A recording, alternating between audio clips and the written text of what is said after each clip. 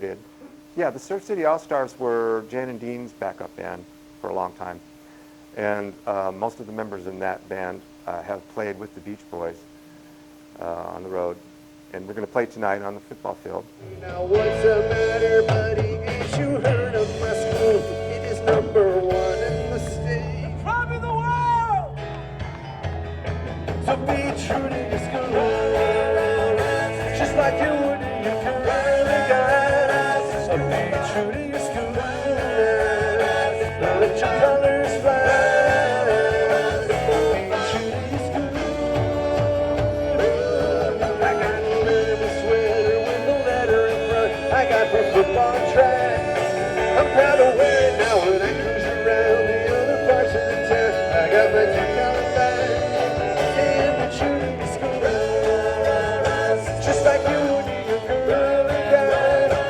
And we do a lot of jobs. We just did one in Nantucket last week. A couple weeks before that, we were in North Carolina. So we work a lot. Yeah, Dick Dale was actually the only guy we went to see on a regular basis. And we went to see the Bel Airs play quite a bit because we became friends with Paul after that. But these guys were actually the fathers of the surf instrumental music. See, we adopted the surf instrumental, and Brian put vocals to it. And at first, all the local surf bands in the South Bay and the surfers themselves, it took them a long time to actually, accept us. They were a little bit resentful. In the first place, the surfers thought we were exploiting their sacred sport, commercializing it, so they kind of resented that. And the instrumental bands said that's not real surf music because of all the vocals.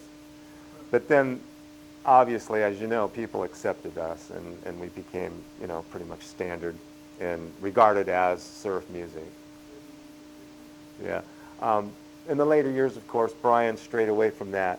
He had so much music flowing through him that he had to express himself, and thus we get Pet Sounds and Smile and Smiley Smile and all those kinds of things, and which is all brilliant.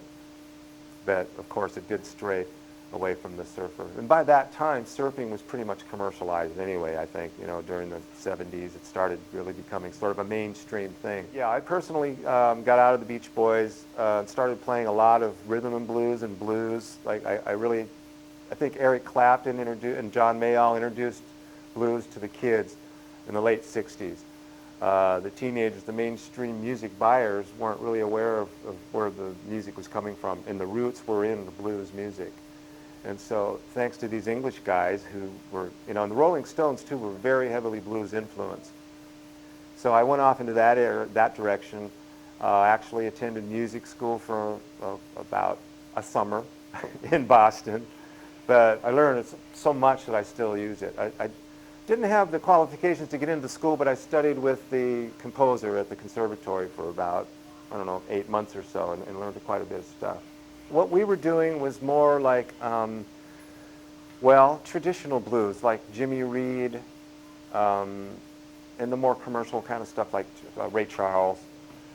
And we actually went out and searched for all the old blues guys, like, Muddy Waters and Howlin' Wolf, and you name it. There's just like Elmore James, which was a big influence on B.B. King. B.B. King was one of the guys that Eric Clapton was influenced by. And Eric Clapton was kind of a messenger to us in this country to, hey, go back to your roots and listen to this blues stuff. Because like I said it before, it's just the basis of all music. When we heard Chuck Berry, we didn't really know that that's where he was getting his ideas from, but we learned later that, it was just a matter of interpretation. That kind of music is a tool, and you can use it to express, your own song.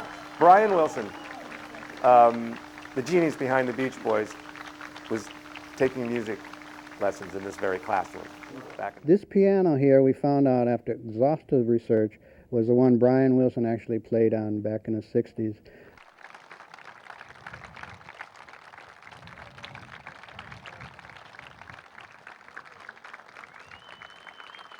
Oh yeah, they had a music assignment where the class was supposed to turn in some music, and Brian turned in the song "Surfin'," which I guess received a pretty low mark, right? The D or an F, right? Well, in the composition class and music writing class, Brian was asked to write a 120 measure sonata for the piano. And he wrote 32 measures of music with chords in it. And those chords later turned into be, of course, the Surfin' song that became so popular. And that's why he can laugh going to the bank with $1 million with the F that I gave him. But the F came about because it wasn't 120 measures. It didn't change keys 5 times, and it was full of parallelism, which he's made and capitalized on, and backward progressions. But it is ironic. Brian and Fred have since, rectified their strained relationship with the bad grade. I guess they had dinner together several years ago or something. That was all ironed out. Yeah, at the school, we played in the auditorium. Brian and Al, I think, played quite a bit, a couple times, right? In the music room here. And but after the Beach Boys became national, there was no time or money to come, back to the alma mater and do a concert. So it was like, what I did was got sidetracked. There was a lot of friction between our parents. When the money started rolling in by the tons, that's when things get ugly, right? We were just a bunch of kids having fun, and then the parents started bickering about control and power and money. And I had a friend, Mark Grossclose was his name. He attended here back in the 60s. He was a friend of Carl Wilson's, who attended Hawthorne High. And Dennis hurt his leg, so we had to get Mark to play the drums. And it just so happened that Mark was in a band called the Jaguars. And all of those guys went to Hawthorne High. So I went to one of their rehearsals, and I kind of recruited them to play the music I had been writing that Brian kind of didn't want to do. I wrote a silly car song, and Brian didn't really take me serious. I was 14. So I got these other guys from Hawthorne High and started a band called the Marksmen. And we were signed to A&M. We were actually the first band signed to A&M Records. We got some airplay in the state of California, and we toured up and down the state. And then it kind of fell off to the wayside. We were just wondering why we have Beatles and Lady Gaga and no Beach Boys up there. I would say the early 70s or so, we kind of became sort of estranged for a while. I stayed mostly in touch with Mike through the years. What? And I did sit in with the band on a lot of occasions through the years until I got back in permanently in the late 90s. Carl and I we went on, when we became like 25 or 26, we kind of went off in different directions. I moved out of the state for one thing. He was busy touring constantly and recording. So it was kind of hard to hang out and be social at that time. But we remained friends, always. I was just kind of fortunate enough to remain on good terms with all those guys and able to travel freely in all their camps, whereas they were bickering with each other, I was kind of bouncing around between camps, playing with their different bands and things. And so it was like like when it becomes a big corporation, things just aren't as personal anymore, and it just kind of, it's a business, to quote Murray Wilson. He used to preach that to me when I was 14, and I couldn't comprehend it, that it's a business. It's not a fun game. It's not a party. It just has to be regarded as a serious business. If you want to be able to be heard and express yourself and have the world hear it, it has to be approached as a business. There's a book called The Lost Beach Boy by John Stebbins, which I contributed to. And I think the extended research and checking of facts on that book was surpassed from any other book that was out. I think it's the most accurate account to date in that book of what really happened and the personnel changes and that kind of thing. But we used to make fun of him, but he wrote a couple of pretty decent songs. After I left the Beach Boys and started my own band when I was 15, Murray actually wanted to manage my band. And I was kind of against that because we were we didn't see eye to eye on a lot of things while I was in the Beach Boys, and he was a little too aggressive, so I kind of declined. So he recruited a bunch of other guys that we went to school with called the Renegades, which were a blues band. And Murray wanted to compete with Brian, so he turned the Renegades into the Sunrays, a surf band.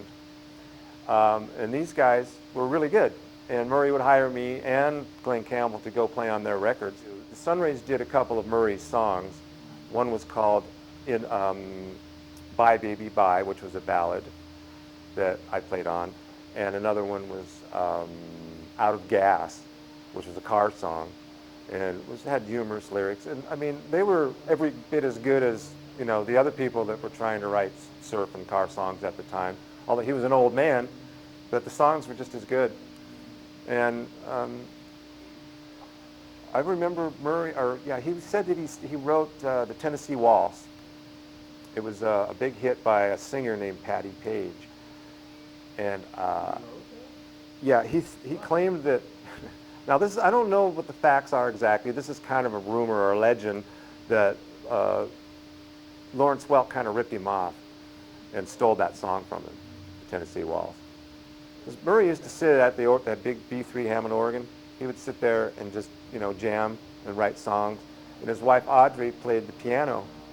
And when the boys and I were little kids, she would sit us down one at a time and teach us how to play the little like boogie woogie piano, which, if you remember, on one of the first albums there was a song called Boogie Woody. And that's the lick that she taught us all how to play on the piano, which like really helped us when we started playing guitars and bass and drums together. That was kind of a central point that we all focused on, was that piano that we were taught by the Beach Boys' mom, and it helped us play tighter and more together. Because that's basically what we were doing on the guitar too, you know, stuff like just those little bass riffs that you do on the piano when you're playing boogie woogie. And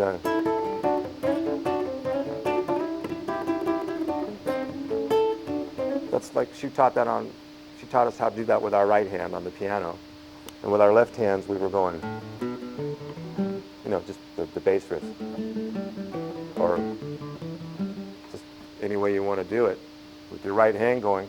So we adapted that to the guitars, and it was really helpful.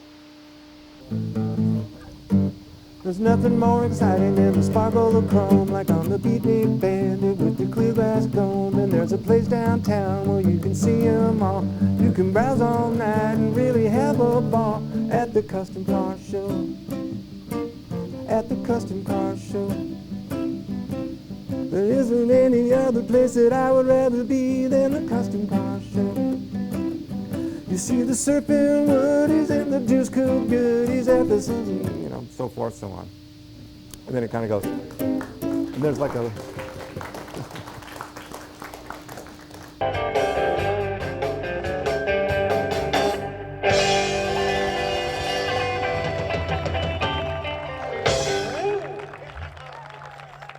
Yeah. Okay, give me a break. I was 15 when I wrote that. Come on. we got the bass player from the Marksmen, the only guy left. Him and I are the only two guys left from the band. He's going to be here tonight, and I'm going to call him up to play the bass on those songs. We're going to do 3 of them. There was another one that I did. It was like a Dick Dale. Remember Miserlou?